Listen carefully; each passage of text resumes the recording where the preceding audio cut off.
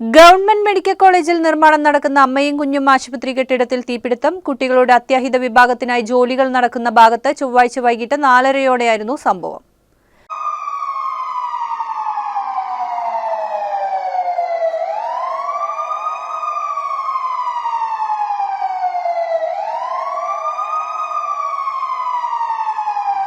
അത്യാഹിത വിഭാഗത്തിലെയും തൊട്ടടുത്ത മുറികളിലെയും സീലിംഗും ശീതീകരണ സംവിധാനവും കത്തിപ്പോയി. കനത്ത പുകയും ഉണ്ടായി.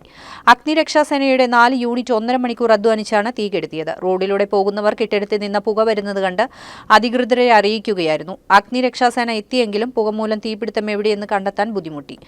5 നിലകളിലുള്ള കെട്ടിടത്തിന്റെ 3-ാം നിലയിലായിരുന്നു തീപിടുത്തം. തൃശൂർ, വടക്കാഞ്ചേരി, പുതുക്കാട്, കുന്നംകുളം എന്നിവിടങ്ങളിൽ അഗ്നിരക്ഷാ യൂണിറ്റുകളാണ് എത്തിയത്.